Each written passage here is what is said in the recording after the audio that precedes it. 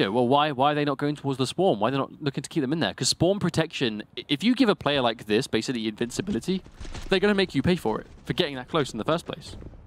Conor McGregor scores the first blood. They opt to go for the 2v2 approach. Unfortunately, it doesn't work out. Another kill. Multiple kills actually going in Knights of Honor. They finally secure their own double, but not before one kill goes unreturned again. So Knights of Honor definitely taking the reins in this one. Now here's that middle room we said they were going to be controlling. The question is how much further do they push? T-Mac gets one, but gets taken down by Larson to follow up. He comes through, but did not scout behind him, taking a ton of damage in the process, but is being supported by Deadly. Oh no, Conor McGregor coming in. No, Dejani actually from behind with a grenade, and the Porcupine follow-up. Lots of damage coming through from Knights of Honor so far, as they have 100 points to 60. A nice lead for them nonetheless. Oh no, but T-Mac getting sniped. Now what else can happen through this? It seems to be, oh look, that's a normal kill for Deadly. Conor McGregor trying to get some shots here, but did end up getting taken down by Stayson. Now, looks like ZEON, TRIADA, able to bring this back a little bit. I think it's the teamwork. It's the fact they are really grouping together now. And the Knights of Honor are favoring this middle building, but TRIADA are just happy to sit there and let them do it. Another killing spree coming out. Chunk of points from Stayson. They're in the lead for now, but we've seen one thing from Knights of Honor, so they're not shy of making those comebacks. The combo breaker coming through, ending that killing streak. And a double kill rewarded. That is a good chunk of points in itself. ZEON temporarily in the lead. Makes me wonder if would it even count as a comeback this early in the game, right? This is the point they should be going back and forth. It's just a question of how do you play the longer this game goes on. Ooh, what a shot. But you can see the mid-range, that really is where this map is being played so far. All the kills, like almost all the kills are being done with assault rifles, with shotguns. Very rarely are players putting themselves in a bad situation to get sniped. There have been a few kills for them for sure, but it really is that kind of like slightly mid-range going on right now. See T-Mac really trying to pick which target do I go for. It might not be his choice to make very soon. Good kill on the Naga hack. He gets taken out himself, trading it 1-for-1. Okay, this is a good situation for TRIADA, even though, I mean, there's Conor McGregor with another grenade kill. Conor McGregor getting so many grenade kills is giving him a nice boost of points, but I think this is actually a really stable lead to have, especially for this point. We're crossing about the halfway mark on this map now. 50 points, 60 points is actually not bad at all. The question is, how do you hold it, as it looks like Knights of Honor are actually getting a couple of kills now themselves, and there's another killing spree from Conor McGregor. And that by itself has given them a nice boost. Conor McGregor has been a star performer in this entire match, but the thing is, TRIADA, ZEON, they've actually got two members. Look at Stayson and Deadly. They have such a nice amount of points themselves together. They're almost able to sort of carry the rest of the competition so far, which is something you can do in TDM. You know, if you're really doing that well, you can straight up carry teammates. Good kill again. Okay, here we go. About 40 points now.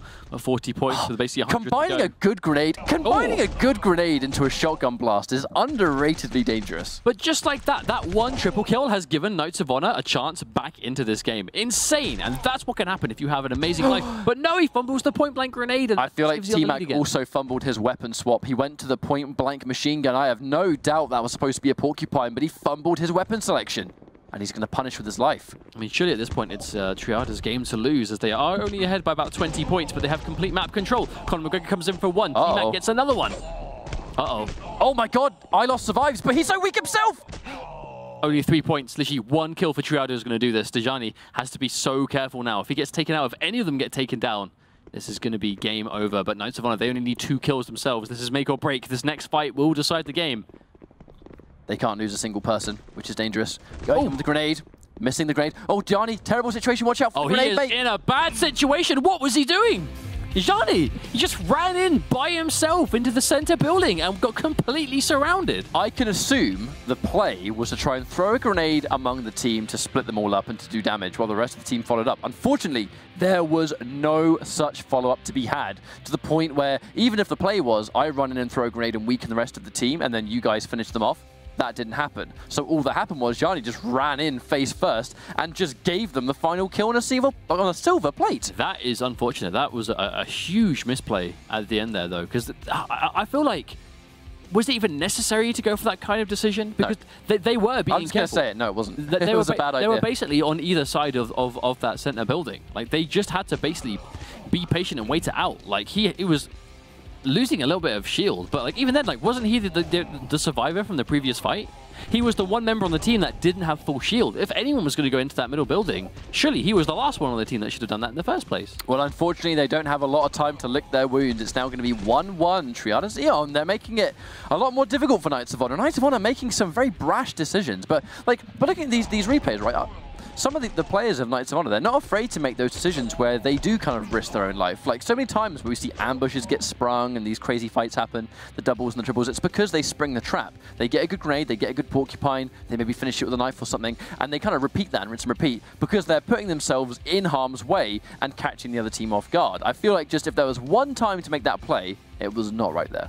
Well, they are going to have to recuperate themselves and really decide what went wrong in that game as we go into our third map. But before we do, here's a quick look at some accurate stats, it seems, for that game. And not a huge surprise at all to see Conor McGregor looking more for himself. And I believe, is this the same numbers for each team? They have the same stats as each other. So one of the teams is correct. I think actually looking at the points, I do think that the points will be more accurate for TRIADA because they did have two members in particular. It was Deadly and Stason actually that had a clear-cut higher amount than everyone else, but it wasn't saying that everyone else was not pulling their weight. So I'd be inclined to think that actually was going to be TRIADA's KD. And the like, and even the likes, looking at assists, you kind of ignore assists a little bit in TDM when the workload's being evenly split, because if everyone's just kind of getting kills, then it is what it is. If you see someone 1v1, you probably should be getting the kill. So they're not going to have a huge amount of time at all to recuperate themselves and decide what to do now moving forward as we go into our third map of the series, which I believe is going to be Paradise Island. So King of the Hill, we make our return. Now, Paradise Island is a very aggressive map, it seems, especially by King of the Hill standards, where it's about establishing control of that middle point. And then basically, I don't know if spawn trapping is the right word, but I'd say it's spawn trapping for sure. I mean, I don't even think it's a bad term because the one thing is that, as you can see on the map here, right, it's 2 respawns for blue team, but 1 for red, which means that when you're trying to be the aggressing team, if you are blue team, you have a lot more, I think, bearing over where red is going to spawn. And with that in mind, you can push quite comfortably out. You can't push too hard. There's a fine line between being able to push the spawn and being victim to the spawn protection. But with that said, I think blue team get a little bit more scope for creativity here. They do, but I mean, where red team is going to spawn, but they can still choose, well, near enough, almost one of 2 main ways out to go forward, and there's that huge rock in between, so it's not like you can just quickly go, oh, they've not gone to the right hand side, let me just quickly go to the left, because by then there's a building there, they can make their way to the point. You as a team have to really try and, I suppose, spread out to cover those options, which, as I've said before, in King of the Hill, when you die as often as you do, and as hard as it is to survive when you run out of health items, you run out of grenades, you run out of ammo, a kind of a talking point we haven't even touched on today is, being able to swap guns on the fly and keep yourself topped up on bullets. Doing so on this map, if you could really get the opportunity to do so, can be devastating, but getting to that point is so difficult. I think it's a testament to only the strongest, most dominant teams can even force other teams into that circumstance. But I've just been informed we're loading into our next map, so it's going to be Paradise Island, King of the Hill. Currently a 1-1 result, so I would be interested to see, I mean, what if Knights of Honor didn't even get top 3 in this tournament? What a message to send. I mean, they're only 1-1, so we're still a couple of maps away from finding out if that's going to be the case or not. But TRIADA are going to get the first kill thanks to a nice, crisp sniper shot from a distance. And all 3 kills of the game so far have been thanks to sniper rifles. I think that might be a bit of a precedent for the rest of the match, perhaps. Yep, Nagahack tries to get a funky angle, but it's only going to result in a 1-1 for now. Knights of Honor in the lead, but barely. But with the speed at which you can turn things around, especially in King of the Hill, I wouldn't sit too comfortably on a lead. Some comebacks have been made previously. But there's a triple kill from Johnny to start things off, so you can see his Quadra kill! Wow. That's actually an insane start for Knights of Honor, all thanks to Johnny just going on an absolute mad one. But, if you're going to be the cause of the defeat in the previous map, then getting a quadra kill within the first minute is definitely a way to redeem yourself. I feel like typically saying, sole cause of defeat is probably quite... Oh, no, it was his fault. Quite rude, but that was 100% his fault. I feel like in this situation, we kind of can't really avoid that. But, like you said, a nice quick way of making up for it, getting such an amazing multi-kill so early into this next match. But you can see the cluster come back through. T-Mac gets hit by the grenade anyway. That's unfortunate. But the control is now being established a little bit more by TRIADA. Johnny caught in a bad spot. This should be an easy double, of which it will be. Okay, TRIADA managing to bring it back somewhat now. And there's going to be a triple kill. Oof! Another one to follow up.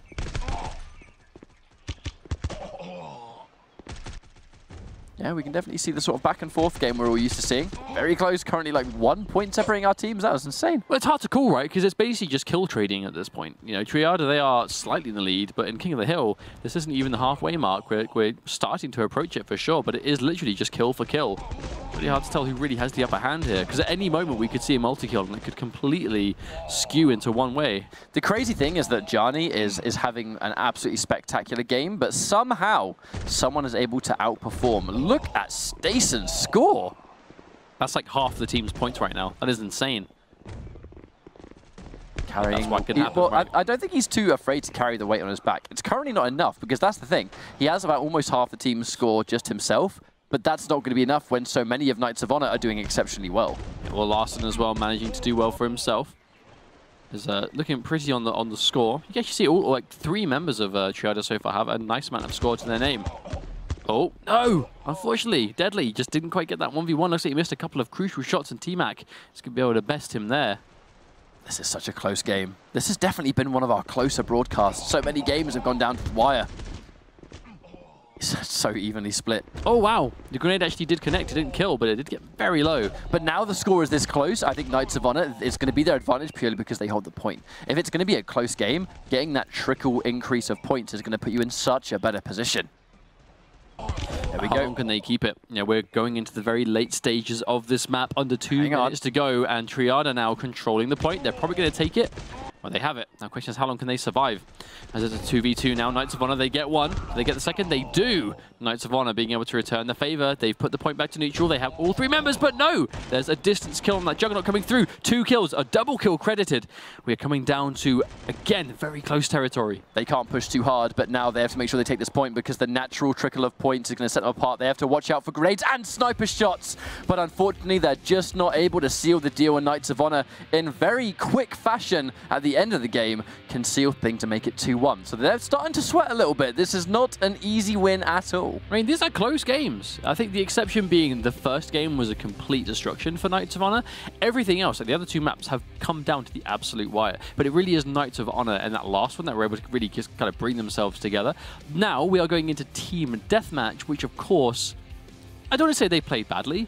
They just made that crucial mistake at the end. I mean, it's not necessarily playing badly as much as it's just making a few mistakes. And at this level of play, mistakes, they're going to be punishing. And sometimes that punish will be the entire map itself. Now, I am excited to see what happens in this next map, because Skyscrapers, it really is one of the more pivotal TDMs you can play, because it's not flat, because there's loads of locations to pick your shots and pick your moments. And mistakes on Skyscrapers get punished heavily, you know, because being out of position or being forced to respawn on a map as big as that one, it can take you a while to catch up to the rest of the team. Oh, absolutely, but I think it also is one of those maps that your accuracy truly is tested.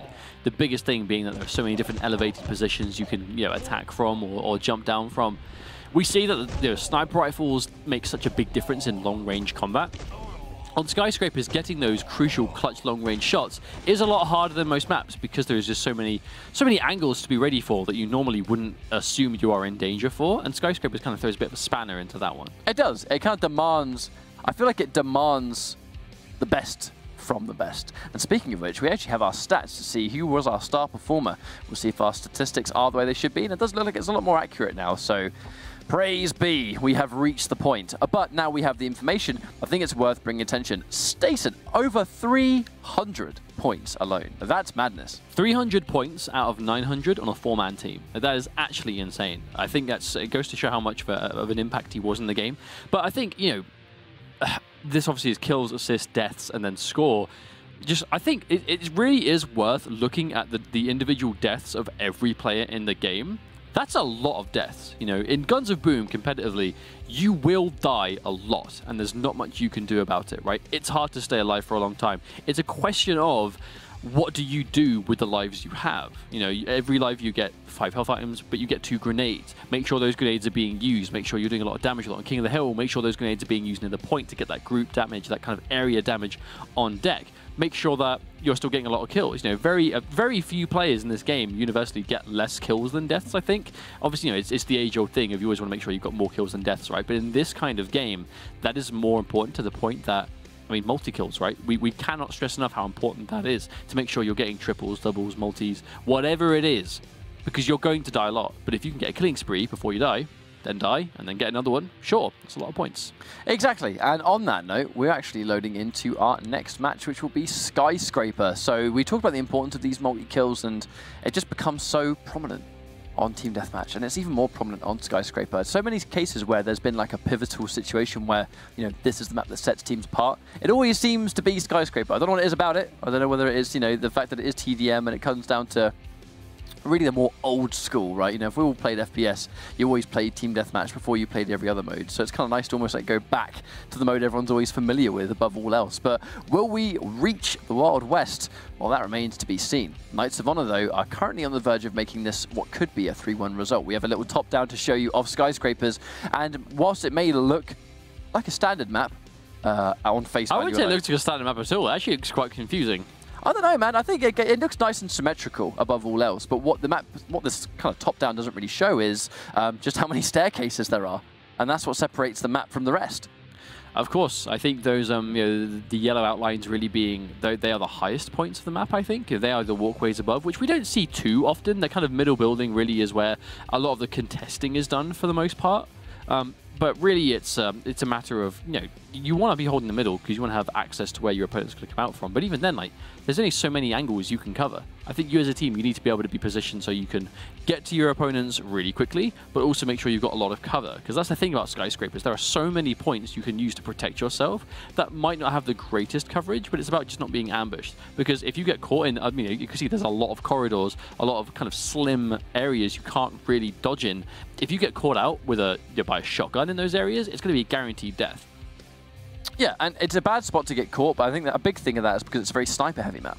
You know, there are so many like really, really excellent range-based players that like to kind of sit back. They can pick their cover really well, but it's also a matter of being able to understand, if I was a sniper, where would I be? So watching out for those ambush locations is key. We see a lot of group fights take place in the middle, and it looks like the middle is where we're going to see the first fight take place. Just on the outside, who's going to win it?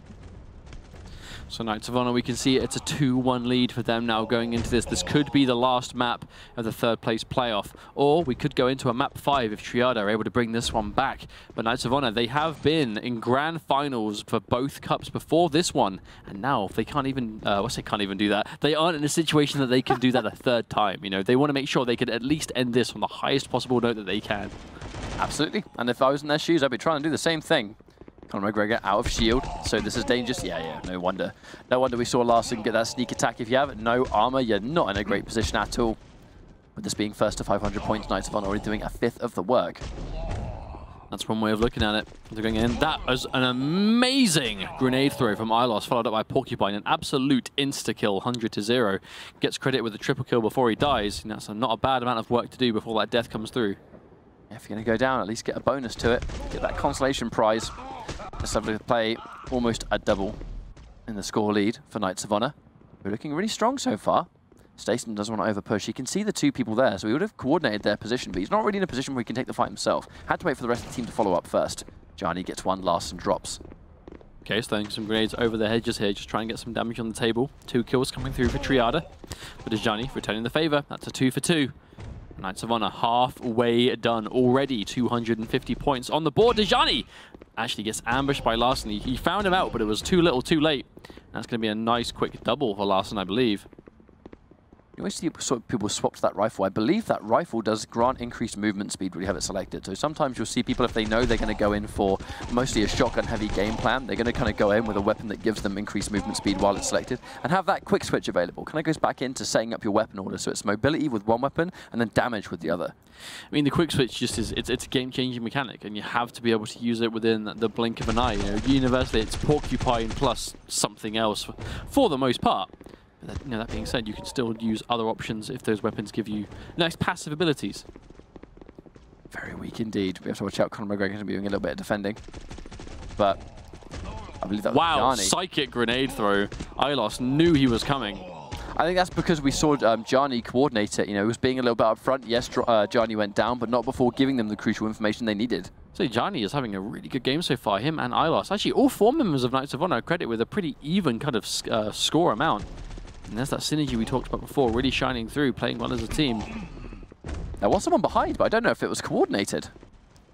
Stason's able to get the sneak attack here, but they've kind of just ran into each other. Double kill for Stason. This is an opportunity, and Deadly gets a combo breaker.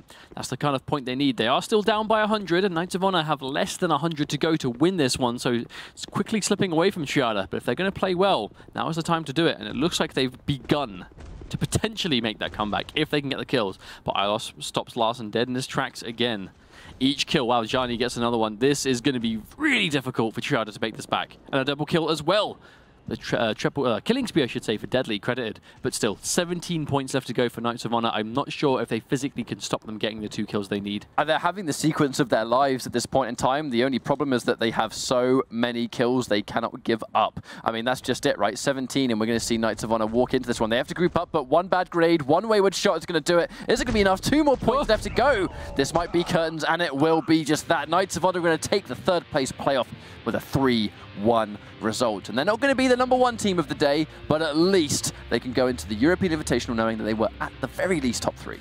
But an amazing way to really get themselves together after what was, to be honest, a very unfortunate loss. When they lost the match on the warehouse, it did come down to a very bad decision in those final clutch moments, those crucial moments.